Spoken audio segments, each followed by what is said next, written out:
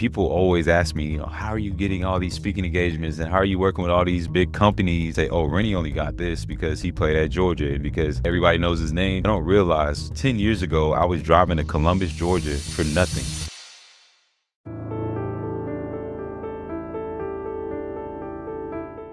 Welcome to Growth Under Pressure. I'm Eric Josovitz, founder of Adapt CFO, here to pull back the curtains on what it takes to scale fast. From near crisis moments to epic turnarounds, the leaders of the fastest growing companies in the US unpack the solutions that got them through their toughest moments. Ready? Let's get started. Rennie, welcome to Growth Under Pressure. Super excited to have you here. Appreciate you having me, man. Glad to be on. Yeah, this is long overdue. So let's start with leadership. You worked with corporations, kids, communities, executives, NFL players. Some people don't think they have what it takes to be a natural leader and think it's genetics. What is your perspective on it? Yeah, that's a very, very interesting question. And you said it, a lot of us don't feel like we have what it takes to be a leader or even see ourselves as leaders. And it starts very young, like the programming around leadership, the messaging around leadership, what it looks like. When you say the word leadership, you immediately picture a certain image in your mind. And that image usually looks like perfection. And so for somebody like myself, when I was growing up, I was the youngest of three, only boy. I was the knucklehead of the family. When somebody told me leadership for the first time at 10 years old or 11 years old, when I was trying to figure out my identity, I didn't think I was a leader because I was the guy who always in the house got in trouble. I was a kid who always sometimes was talking too much in class. And so leadership and me did not mix. But those around me who were leaders, my parents, I saw how they stepped up and did certain things. In my church, I had certain leaders. I had different, in the sports world, my coach, different people who filled things in terms of a leadership capacity, who spoke life into me, and they challenged me and they held me accountable.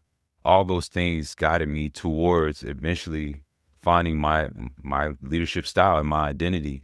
And then the challenges that I went through, those are the things that really strengthened me in terms of my intangibles. So my faith, my character, my level of integrity, all those things that I learned as I went through the different challenges, that's what eventually made me a leader. So it wasn't like necessarily genetics of me being born and then like, and those of us who are the oldest in our families, naturally you find yourself in a leadership position if you have to always lead and guide your siblings.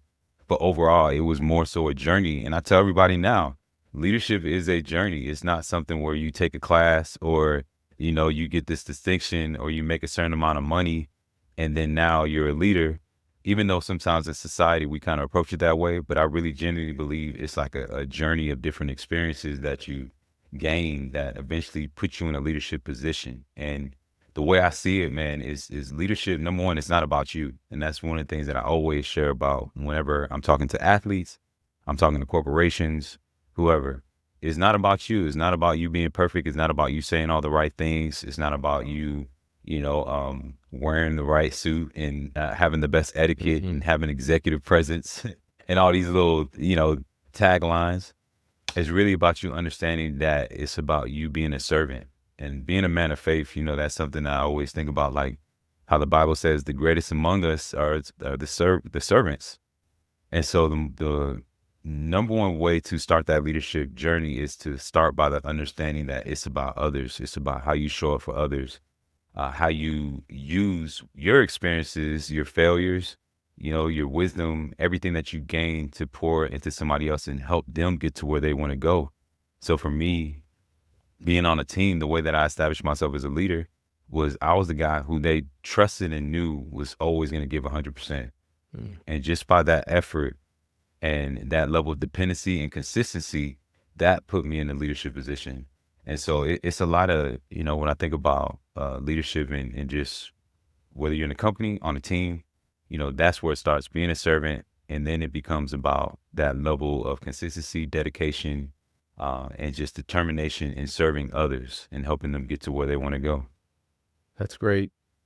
I can tell you from personal experience that faith has gotten me to where I am today. Yeah. And I'm glad you brought it up because a lot of people are out here trying to be a leader. They're lost. Yeah. But when you have God on your side, I do believe that he can put you in the right path. He can guide you to where you belong. Yeah. So do you think it's that everyone has a path, or do you think it's more of like, circumstantial? Yeah, I believe generally everybody has a path. Everybody has a purpose. What that looks like, it expresses itself in different ways. And to your point, man, when you're not seeing it through the lens of faith or through a lens of principle, and it's attached to worldly principles and worldly things, then you start believing, man, oh, I got to get this title. I have to work for this company. I have to get this, go to this school. It all of a sudden becomes attached to things that are external. And so you end up having to prove yourself. And then it becomes about performance. And I always say this whenever I go to speak, I share about how there's a difference between a high performer and a high performing leader. Like there's a difference. And you see that a lot, man, where companies will promote somebody on a team. They'll promote somebody because of their performance, not because of their ability to lead, not because, and what happens is that high performer, they do something that I call toxic ambition. Like they end up chasing things, chasing titles, chasing new levels of performance just because they feel like that's what's going to make them a leader. That's what's going to make them enough. And it's a black hole like you can never fill. Yeah. But when you are aligned with faith, purpose, meaning, a mission that's bigger than yourself, then it becomes about, once again, it's not about you. You understand that everything that you do is aligned with something that means something that's impacting those around you, that's serving God's kingdom. And now it's not about just performance. It's about, man, how did those around me, how's my family performing? How's my wife? How are my children performing? How's my community being impacted by what I do, what I say, how I show up, my energy? It's a whole different essence. It's a whole different approach.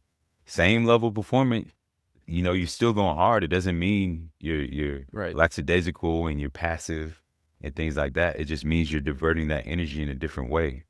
It just means your intentions are set in a different direction. And it's more sustainable too. I'll say that when you have that right approach, man, the right intentions, and it's geared towards a certain living life in a certain way based off certain principles, is more sustainable. We could think about several, worldly leaders who they had all the money in the world. They had all the success in the world. Many whose names we would know, who were on stages talking about how their company performed in Q1 and now they're gone because they were focused on one area of life, but the other areas of life they didn't prioritize. So whether that was their health, it may not be that they're gone physically, like they may still be with us, but their family life and personal life is in shambles. So they may be great at what they do in their career, but they struggle as husbands. Their kids don't know them, things like that. And so that's what I really think about when it comes to, to leadership and just making sure that you're aligned with the right purpose and understanding of self and like what you're even trying to do and accomplish.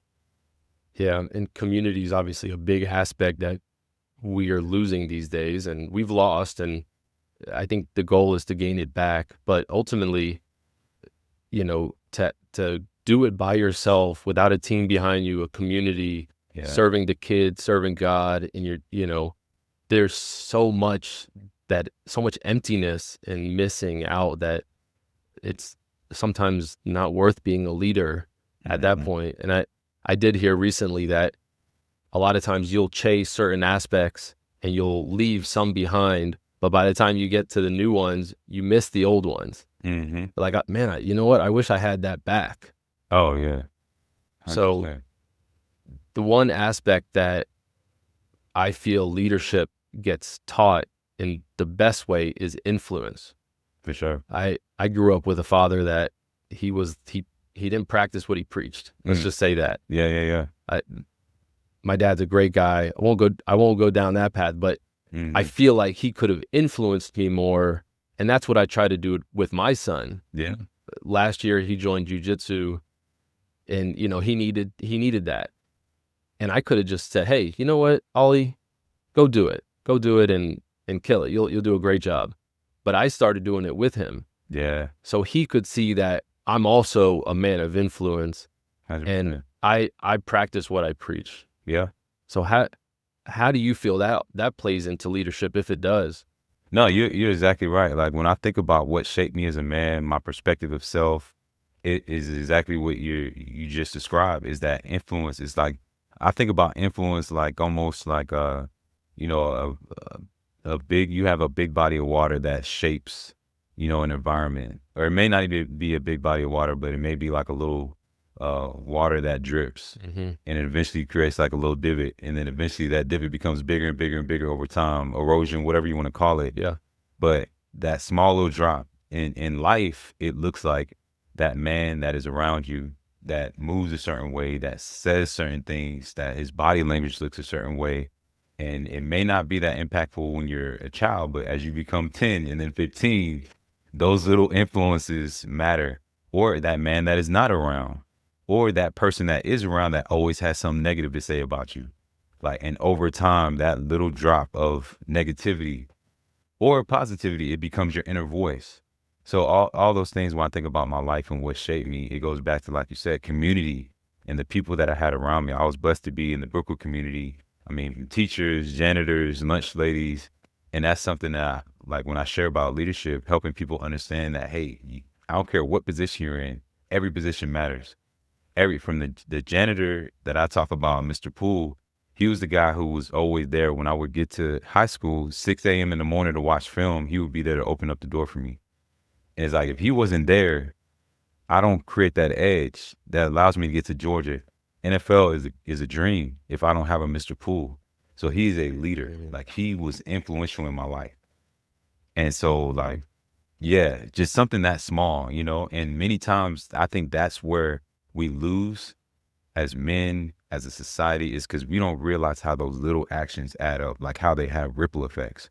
And this can work in a good way, and it can work in a bad way. And that's why, for me, I'm so big on self-reflection and self-awareness.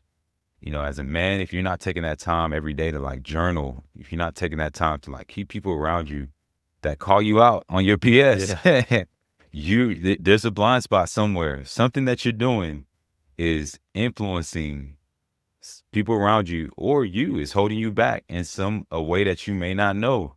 And it's a scary thing when you think about it. If you're not, it's almost like driving and you're distracted. You don't know what you might hit. So I'm so big on that, just that understanding of influence, and just indirect influence as well, subliminal influence. Yeah.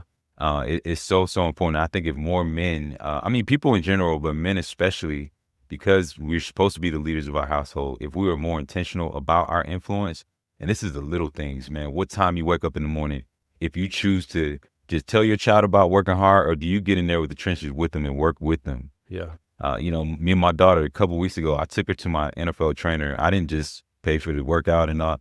No, I got in there and I worked out with her. I showed her what hard work looks like. What more can you say, past your actions? Like, than to get in there and sweat with them. I think, when you take that type of approach, man, it's not just words, but it's like your life speaks for you.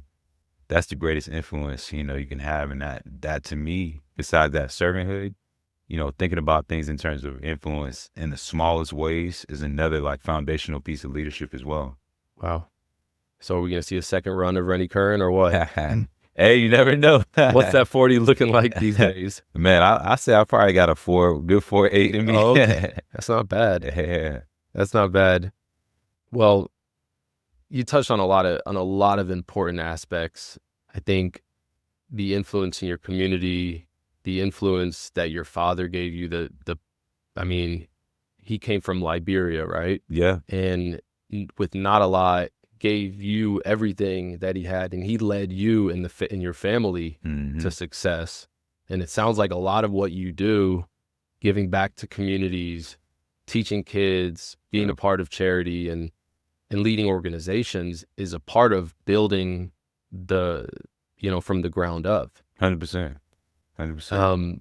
So, I think that's super important. And for me, I started a company by myself. I don't have any partners. So I recently got a marketing guy who's been kind of my coach. And I can't tell you how important it is to have someone to watch film with. Like that's one thing we started doing is we're recording my sales calls and we're going back over them. Yeah. And I'm doing what we learned in football. Yep. And I know you do the same thing 100%. where you practice, Yep. you watch film, and then it's game time. Yeah, that's and it. it's rinse and repeat, right? Exactly. Iterations, man. And that's it. To me, that's like leadership in a nutshell too. It's like you have an experience, you go back, you reflect, you watch it, or you hear feedback from those around you. You don't, just like you sat with your coach, you don't get offended. You accept that coaching, you accept that criticism, you accept that feedback. And then you might take notes, whatever it is, but you see how you can get just a little bit better. And every time you do that, you're just getting closer and closer and closer to that eventual success and where you want to be. And I think one thing I was going to say as you were sharing is one of the biggest mistakes we make is not understanding how everything we do matters. We devalue our actions, or it's like we place certain things on a pedestal, not realizing that those other little minuscule things matter just as much. And one of the things, like you talked about my dad, he did so many great things, but a lot of it stemmed from the fact that like he was in a position of success. He had a business that was doing well, right? So he placed a higher premium and a higher value on what he could do for others because of where he was. But he lost his business. And with that, he lost his identity, basically. He lost that feeling of like self-respect and feeling like he was making a difference. And so therefore, his behavior started to look different. He stopped doing certain things that he used to do before because he felt like it didn't matter as much. And I think that's one of the biggest mistakes we make, even in this society. We think that, oh, if I post this, it's not really going to have that much impact. Like people aren't really going to care about my podcast or about whatever, because I'm not getting 100 million likes. But it's like, nah, that's just as important. Somebody drip. Yeah, it's that drip, man, over time. And somebody, it may be one person that watches this, what we're saying right now, and all of a sudden they have a shift in perspective. And that person ends up impacting hundreds of thousands of people. So is it about this getting 100,000 likes, or is it about that one person who ends up having an impact on 100,000 people? It's like a whole, perspective shift, man. But it's a powerful thing when you look at things that way. And I'm working on that myself because we do live in such an age of, just vainness, where everything is about numbers, everything is about likes, everything is about social validation and things like that. And, I really think that that's one of the biggest things that's so important, is breaking out of that. Yeah, it's less about looking good. It's more about the substance behind it. 100%. Right? But that trickle effect is kind of like the compound effect. Exactly. In finance, it's big, right? Because you can use that penny example. You turn 1 penny to 2 and 2 to 4, and next thing you know, you got 1 million. Exactly. So, that compounding in just that one, just affecting one life is so important. So you've obviously affected a lot of lives, and it started with one. What are you doing these days? What does 2025 look like for you? Yeah. And, in order for me to talk about what I'm doing these days, I got to start from the beginning, man. Just like what led me here. And exactly what you said, those little drops, man. Like people always ask me, how are you getting all these speaking engagements, and how are you working with all these big companies? And some people, I already know what they say. They say, oh, Rennie only got this because he played at Georgia, and because everybody knows his name, type of thing. They don't realize 10 years ago, I was driving to Columbus, Georgia for nothing. And I was going to Waycross, and I was going to Toccoa because they bought 10 of my books. Like they didn't see any of that. Me driving through cotton fields and me going to one street light towns. They didn't see those times, man. I've been to what was it? It was a Rotary Club meeting. And you had a box of books. Yeah, I mean, I've been on that. I would go to Barnes and Nobles. I would go wherever, and I still do these things. I just don't post about it. They see, me on the big stages and things like that. But it's been a journey, man. That concept of the drip is real. Making the phone calls, the sales calls over and over and over, hearing no, sending the emails, doing the newsletters, testing different things out. Like that's what ultimately has led me to where I'm at now, and I'm still on that grind. I tell everybody I'm still playing football, just Yeah. wearing a different jersey, Yeah, still but hitting you every didn't single day. but you didn't get to UGA Right. by just taking pics on Instagram. Oh yeah. Like you can talk about 3-a-days, Yeah. Heck yeah. 2-a-days, Heck. sweating, you know, Oh yeah. That's it. And people say like, oh, he just played at UGA. Like it's like it just I happened. just it's like nah. You know, barely 5'11" or whatever. It was definitely 3 days. It was a lot of humbling myself, man. Like most of the time, the trainers that I work with that helped me get there, I didn't have the money to pay them. I had to literally go there, humble myself, man. And when I couldn't afford it, like just show up, man. Like, Yeah. hey, I'm here.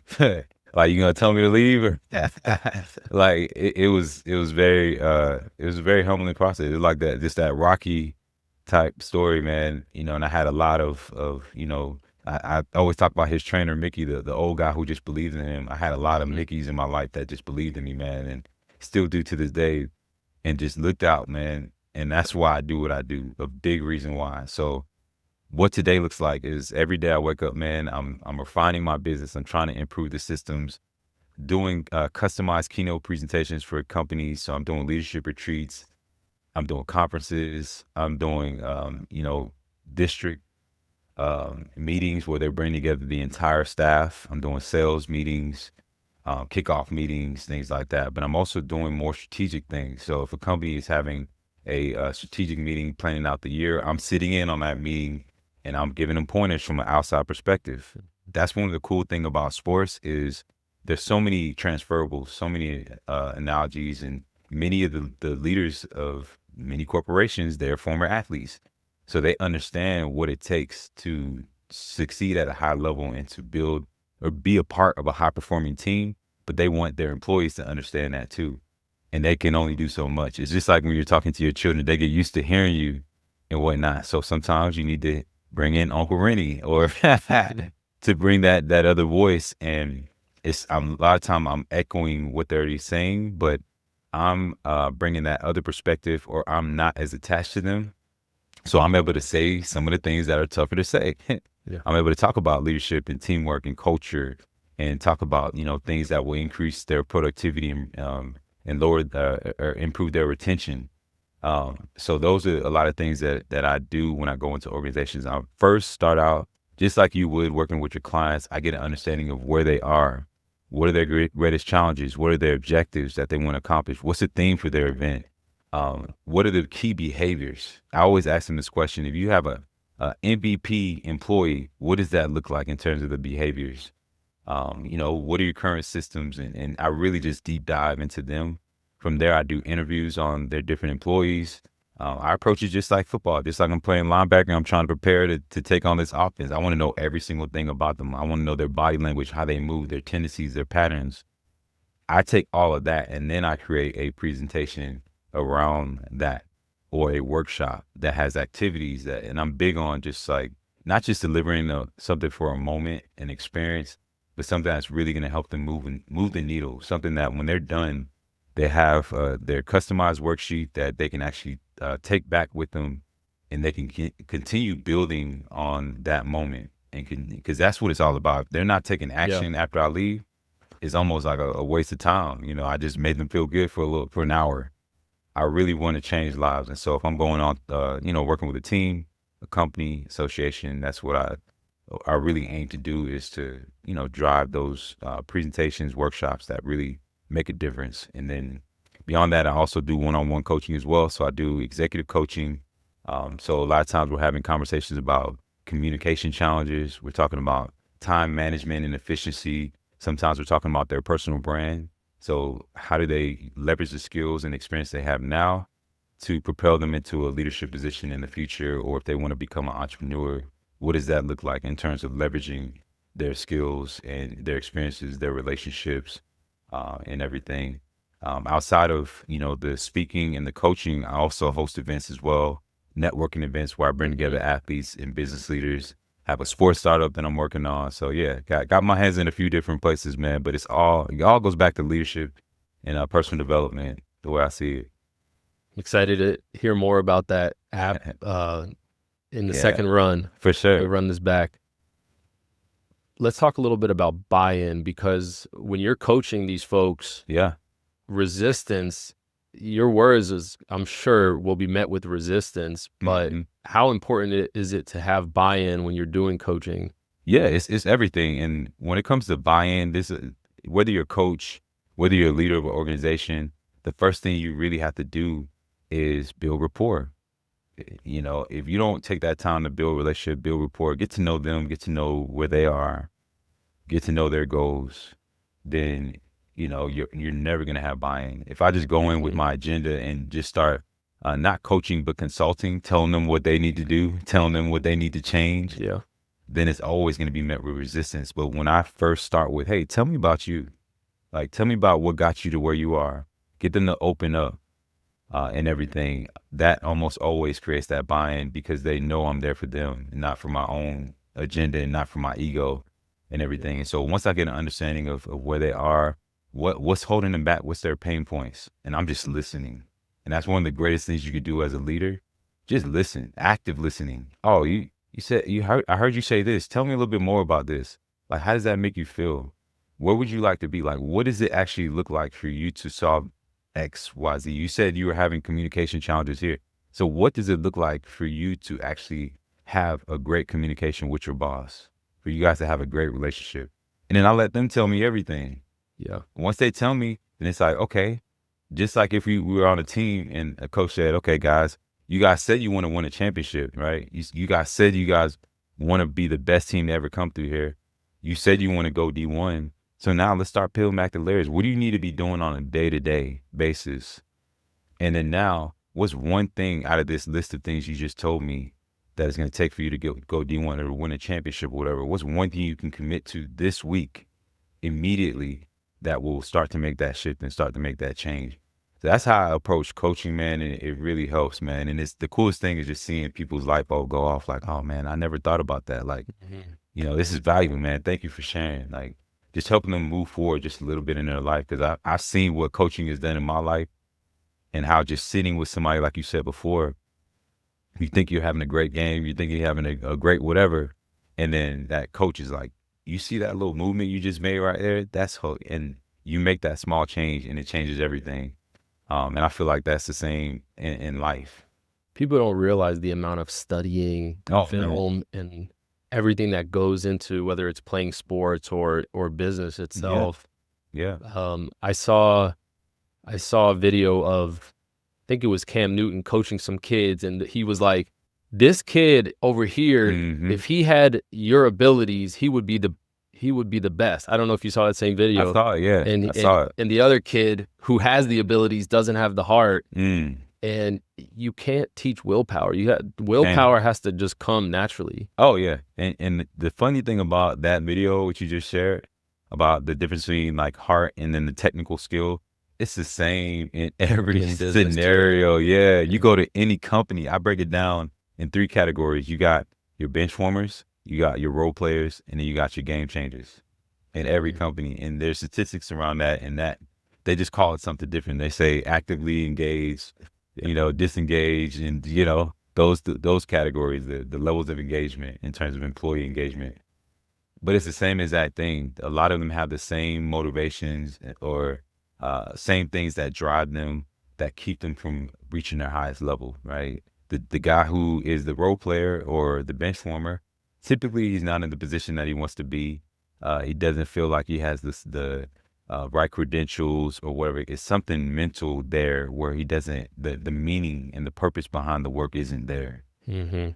right? And they're looking at something external in order to help them to drive and improve that performance. So you can give them a raise, you can give them better benefits, and they'll be up here for a little bit. But eventually, once they are where they feel like they should be, that performance will subside, it will decline.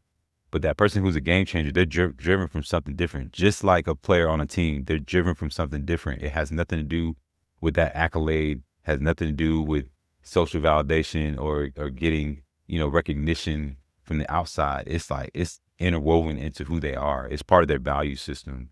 And you can't, like you said, you can't coach that. Yeah. Just like in the company, you can't, that person either align with your values and your culture or they're just not. And it's a very, very tough thing. And I think companies are really trying to figure that out. Yep. But the ones who are really strong and clear on their values, their mission, their purpose, they don't waste time with those people. And a lot of times what you see is companies that are very clear and strong in those areas, they don't even have to do anything because many times those people weed themselves out. And even Yeah. in the process of trying to apply for companies like that, and I'm sure you can think of several companies like this. Chick-fil-A is one I always talk about, where even in the application and recruiting process, if you don't fit their culture, you won't even, it's like there's certain things where you don't even take the time to go through that. And, your character will reveal itself in the Yeah. process. Yeah. And I manage people every day. I hire, and that's a part of the hiring process is knowing, hey, where do you want to be in 5 to 10 years? Right. And the thing is, it's okay if you want to just be a bench warmer. Right. If you're okay with that, Yeah. then there is a need on the team for a backup. Yeah. But there are times you're going to have to step in. Yeah. And are you going to be ready? Are you willing to do the work when deadlines are coming up, when someone else is out? Are you willing? And that's the people you need on a team. Yeah. So, you've had a ton of huge wins, right? You talked about Chick-fil-A, speaking of Chick-fil-A and thousands of people. You were drafted 3rd overall by the Tennessee Titans, but and also being a dad, which may be the best part of all of that, the biggest win. Yeah. But I know times can get tough and there can be dark moments. Can you think of one story or that growth under pressure moment where you weren't sure if you were going to make it out? Oh man, there's so many moments like that. And they're rarely like moments where I wasn't sure I was gonna make it out, but it was more so like, dang, does this even matter? Does what I'm doing matter? Is this leading me anywhere? Like, am I just putting in this work in vain? And like, do I matter? Like, am I going to be able to move forward from this? That was something that's been a recurring theme in my life as an athlete, as an entrepreneur.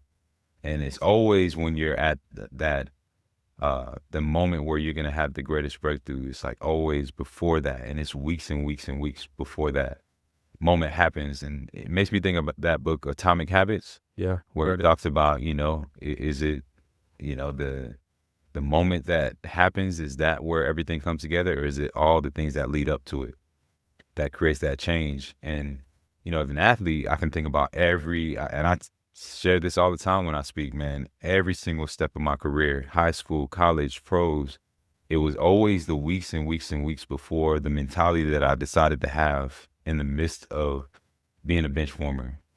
Yeah. Not being acknowledged by the coach, being laughed at by teammates. It was what I decided, who I decided to be at that time that created those moments of breakthrough. Because what I always say is like, if you wait, because the opportunity is going to come. Yeah. So it then becomes about what mentality have you been building? What habits have you been focusing on? What narratives have you been telling yourself when you arrive at that opportunity? Because yeah, if you've been getting reps of being a bench warmer, your mentality and your perception of self have all been negative. When you get to that moment of breakthrough, it's just going to I feel like it drives you down even deeper into that place that you don't want to be. So if you were at level, 3 and you're trying to get to level 1, when you get to the opportunity to get to level 1 and you miss that because you were so negative at level 3, now you're going to go down, you're going to be at level 5. Because you've got an exposure at level 1 and people are now like, oh no, we definitely can't. Yeah. Like you can't even, you at level 3, you can't even like, so yeah, we can't even consider you. And that's the most devastating part about it that I don't think people realize is when you do get that opportunity, you're not ready, man. It's not like you just go back down to you go down deep because now it's just reinforced people in their mind that they can't trust you. And you're not dependable. So what I always try to do is make sure that at level 3, at second string bench warmer, I'm already telling myself I'm going to be a starter. It's just a matter of time. And then what happened? Somebody got hurt. Somebody messed up on a play. and I was already operating and I call it now, I coined the phrase, operate at the level of your vision.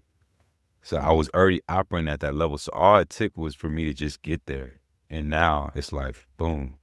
It wasn't really an adjustment. Yes, I still had to learn. Yes, I still had to have my failures and my setbacks at that level. But the resilience level was a lot, my bounce back was a lot faster because I was already operating at that level with the mannerisms and habits and just belief and perception that it was already coming. And the same thing as an entrepreneur, every level it doesn't get any easier. Like every level is hard. So as an entrepreneur, it looked like I mentioned, me making those long drives, even though I wasn't being paid for it, making 20 calls a day, posting on social media, even though the likes weren't coming in, creating the website, creating the marketing material, even before I got the call to do that actual program or to deliver that resource or that offer, still creating it as if that thing could be like, I might get that call from Chick-fil-A tomorrow. So that's what it looked like to operate at the level of my vision. And I'm still doing these things now. I got conferences and I got books and all these things that haven't even been out yet, that I haven't shared with anybody, but I'm already like, okay, if I get this call tomorrow, I'm gonna be ready to go. So yeah, that's what it honestly takes, I believe. That's amazing. So it's the work, the day in, the work that nobody sees, Yeah. right? It's your integrity. It's like the things that you do without other people seeing, Yeah. and Essence. essence. Yeah. It's behind the scenes with God on your side. And Hmm. it sounds like just the growth under pressure moment is you're able to grow under pressure because you're ready to go, Yeah. because you have, what is it called? The operation, Yeah. Operating at the level of your vision. operating at a level of your vision. Yeah. And when I think about, like, going back to what you said about God and him being by your side, right? God honors that. Yeah. I truly believe, like, when you're operating at a level, it's almost, my daughter's 16 now, right? So if my daughter, I'm watching her, I get her a gift, and it may be a toy, it may be a resource, whatever it is, I gave her something because I love her, right? She takes that thing and she takes care of that thing. Like, I mean, it's the best thing. She is appreciative. She Mhm. doesn't come back to me. She's like, man, Dad, I want more. I want more. She is just utilizing this thing to the best of her ability. Guess what? If I see that she's utilizing that and she's passionate about it, guess what I'm gonna do? I'm gonna be like, well, dang, let me see what she can do with a little bit more. Yeah. Versus if I give her this thing and she just throws it on the ground, doesn't pay attention to it. I look 2 weeks later, a month later, it's damaged. It's the last time you're giving it. Yeah, I'm just like, all right, you don't really care. And I feel like so many of us do that in our life. Like, we have so many gifts and talents and resources. And I'm speaking for myself. It's like you're not even using what's in your hand, but you over here looking at, I want more. I'm ready to get to the next level. It's like, what about what you already have? What about what's sitting right within reach? And this is the relationships that we have. This is, the knowledge that we have. Like, we're sitting on so much. I say we're sitting on gold. Yeah. Yeah. You are. And we're expecting more. So that's something that, I really use to motivate myself to not get complacent, and I'm appreciative for the gains I make, but then in the back of my mind, I'm just like, okay, what do I have that I'm sitting on that I'm not utilizing, that if I were to utilize and it doesn't mean that if I'm utilizing it, that I'm going to get the recognition from the world, right? It doesn't mean that I'm going to get a million likes or whatever it is. It just means that I'm just honoring what God has given me, knowing that at any moment that thing, and it's on God's time. I got to be okay with that too. Yep. And you see so many stories like that where it's the person that has that small business and they're just honoring that business. They're just faithful for years. And then all of a sudden, boom, that thing blows up. And now everybody knows about it. But it's like, this man been doing this for years. Yeah. They've been faithful for years. And I think about the story of David like that. Like, when he was when I think it was Saul came to look for the next king, He evaluated all his brothers. You know, all of them were front and center waiting to be crowned as king. David was out in the fields. Like he was nowhere. He was on Working. his grind. He was just working. He was being faithful with where he was. He was fighting lions and tigers and bears. But those fights with the lions and tigers and bears, he was faithful with that. And that's what was positioning him to be king. And I think about that all the time. Like where you are, it may be it seem like it don't matter. It may seem insignificant, but that job that you have is not paying you much. You're not being acknowledged. That's actually positioning you to be like literally a king, a CEO, a leader. And I think that's, especially nowadays, we see those people on Instagram where like, those are the guys that I want to be like, but really it's the ones behind the scenes that are building up, and it's the seed. So like, if you're just every day planting a seed, you got thousands of seeds out there. Yeah. And then one day, boom, you got a whole forest. Oh yeah. I'm glad you brought that up, man, because you're exactly right. So many of the brands that we see, personal brands that we see, we naturally compare ourselves to them. Like we look at their pictures and they got 1 million likes, and it's just like, man. And so you naturally, if they're 50, you're 35, right? And you're comparing yourself to them when realistically, when they were 35 years old, they weren't even on social media. Some of them had nothing. Exactly. They had nothing, or they weren't even in that career that they're getting all the likes for now. And then another layer to that is when they were 35, the market looked a lot different. You know, the opportunity looked a lot different. There are certain technologies that weren't even around, but they were at the perfect time to be able to capitalize on it. So all these different things, like when we're comparing ourselves to somebody, we forget all those other factors that allow them to be where they are today. And it's a dangerous game to play, man. And I think it holds a lot of us back from really moving forward when we, get caught up in that level of comparison. Completely agree. I want to ask you one more question. You spoke a little bit about your family and your dad. I love hearing about how successful people were raised, or, those little things, those little habits that they did when they were kids that brought them to this today. What was it for you that made you successful now, that, back when you were growing up?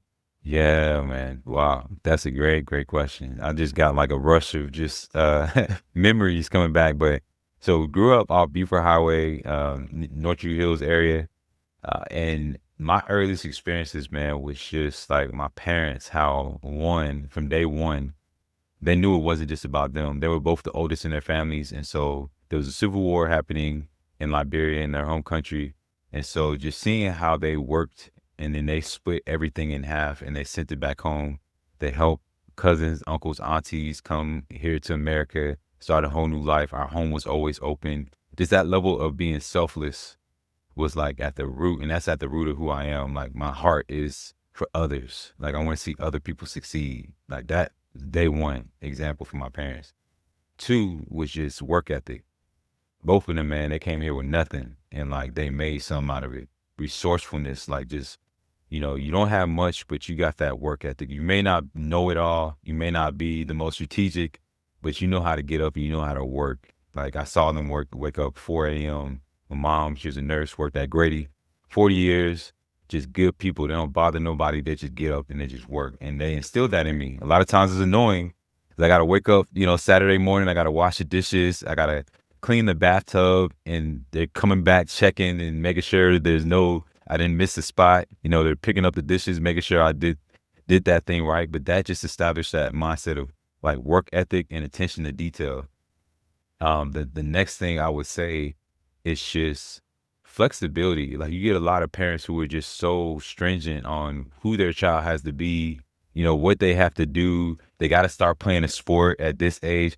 Like, nah, my parents were very, very open-minded, especially my mom. She got me actually into music before it. So it wasn't like, oh, she saw me throw a baseball. Oh, let's get him in bait. Like, no, she actually exposed me to so many different things. And I don't even know if she did it intentionally or if she was just trying to keep me busy. I think she was just really trying to keep me busy.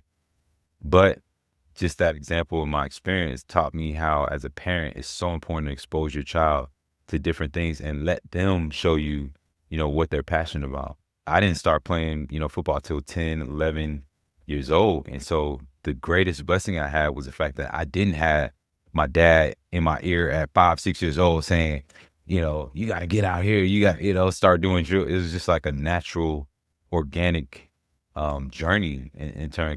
So I started playing music, piano, started taking lessons, played the drums. I was in the Boys and Girls Club. So I was getting exposed. I was playing ping pong, pool, going to karate, just getting exposed to so many different things, man, that led me on my journey.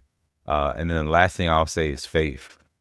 Like that foundation of faith, man, was everything, man. Just like no matter if we're up, we're down, we're gonna be in church, we're in around a community of other believers.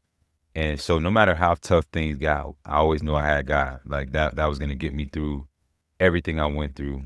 And as an entrepreneur, last thing I'll say is about that flexibility, that freeness. Like my parents, they just, I mean, I was an adventurous kid. So I would get a lawnmower.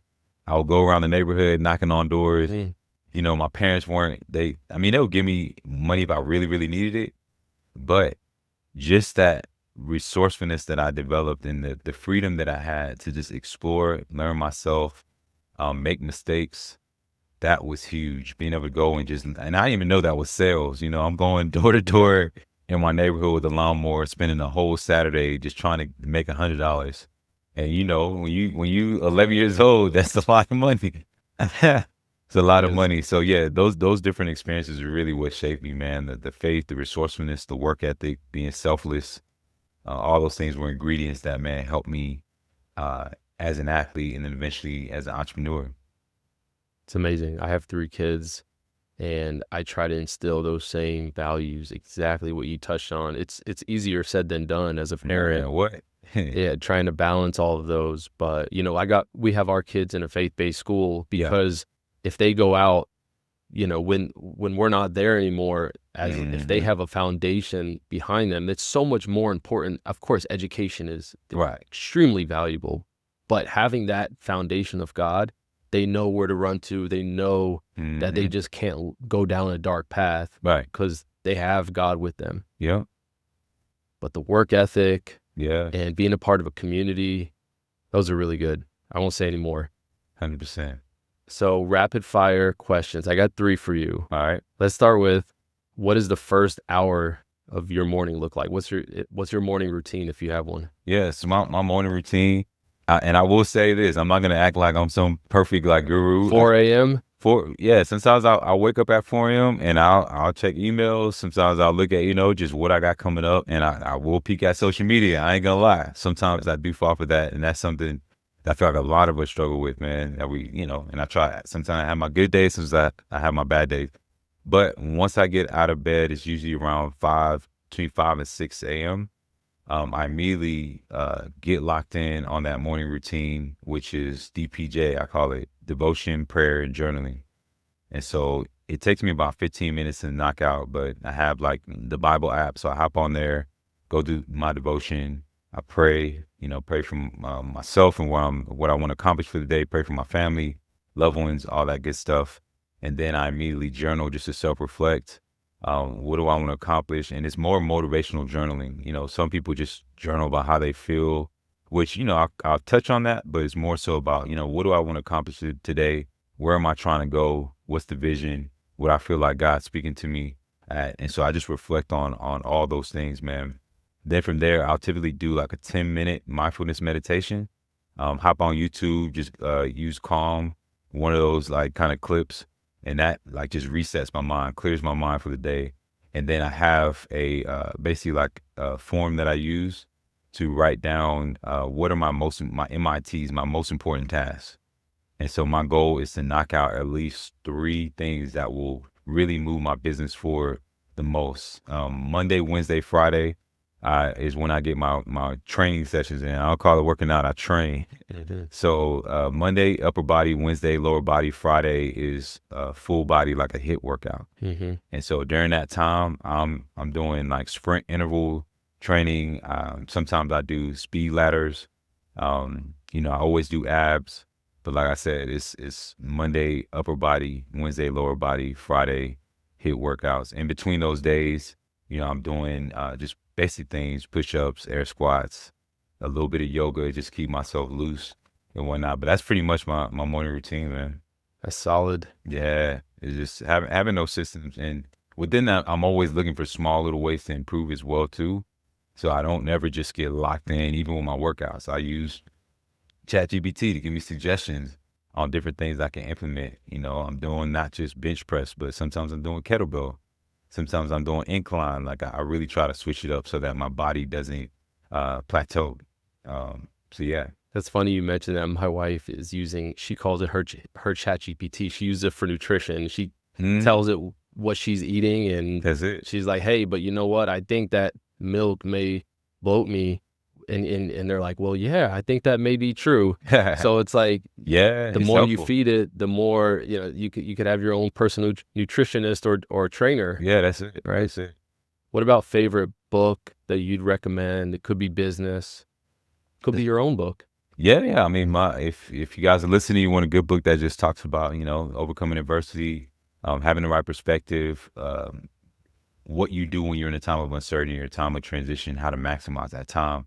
My book's called Free Agent, and it really just uses the idea and concept of being a free agent in the sports world and relating it to life, how we all go through that time of uncertainty, the time we're in the wilderness, and just what you do during that time to build yourself and to have the realizations of what really matters in life. Like when you pull away your job, the money, all the things that give you meaning from a worldly standpoint, when you pull all those things away and you strip yourself to your core, who are you? That's what the book's really about. And so beyond that, man, there's so many good books that I've read. One that comes to mind, H Street Leadership is a great book. Anything about Malcolm Gladwell, Outliers is a book that really, for me, it put things into perspective. Just because we look at, like I mentioned before, so many people were like, oh man, they're so successful, they're so amazing, not knowing they had a certain series of events and people in their lives that led them to that path. So it demystifies success. Then you have Purpose-Driven Life, books like that. Og Mandino, Greatest Salesman in the World. Let's see, some other ones. Golly, I read Power of One, Ed Milet. I mean, there's Some good ones. yeah. John Maxwell, Laws of Leadership. How to Win Friends and Influence People, Law of Success, Atomic Habits. Atomic Habits. Yeah, Atomic Habits. I mean, there's so many that I've read, and I've read it a lot of time when I was in those moments of desperation and darkness and didn't really know what I wanted to do next. And so, yeah, those are some of the books that I recommend. So reading is important to you. It's extremely important, extremely important. And, if you're not somebody who's a traditional reader, audiobooks is a great way to go. Like I knocked out so many books just, if I got a long drive, I got an hour drive. Even during a workout, I'll take 15 minutes and just listen to a book, and then I'll have my note app. So if I hear something that really sticks, man, I'll jot that thing down, because I believe it's not just reading, it's retention, like, and implementation. Like how much of that do you actually retain and how much do you actually implement? Because I see a lot of people, they go to conferences, they read the books, but if nothing's changing in your life, if your routine, your daily routine, your mindset, your perspective on self isn't changing, then it's really just like you're eating good food and none of it's being absorbed. You're not absorbing any of the nutrients. It's just you're crapping it out, and it's worthless. Yeah, it's worthless. Yeah, mindless consumption. So yeah, so that I'm really, really big on that. Just trying to implement those things. Another book that I would say that really helped me as a man was The Truth About Men. Truth About Men. And I read when I was trying to figure out just on the relational side, and I was, doing therapy and all those different things. There were a lot of books that I read just that helped me change my perspective of self as a man and just how I handle relationships, with women, different things like that. And that was one. And it's always just like one thing that I'll come across that will just shift my perspective. And one idea from that book was the idea that, and I tell this to every man now, like we have the dog inside of us and we have the master. The dog in us is that lustful side, that side that is instinctual, that side that has no self-control. The master is our spiritual side, the side of us that has self-control, that has the fruits of the spirit, the side of us that has self-control, the side of us that thinks clearly. And so whatever side you feed most is the side that's going to eventually win. And many men, like, I don't care how great they are, politicians, entertainers, no matter what, you can tell eventually because one is going to win and one is going to cost you everything in a good way or bad way. And we can think of once again, several people who that dog won. They never learned to tame the dog. They built the money success, but they never learned to feed the master. And so that dog eventually overtook them, so yeah, I think that's super important for every man to get clear on. That's good. I want to check it out. I'm gonna have to write down all these books you wrote because it's got a lot. I've read a couple, but definitely will get a list of them. Last question: what advice would you give to your 9-year-old self? Oh man, to my 9-year-old self. Yeah, the biggest advice I would tell to my 9-year-old self, man, is that, hey, man, it's temporary. It's temporary. Like the things you're experiencing now, I know you want mom and dad to be able to get certain things for you and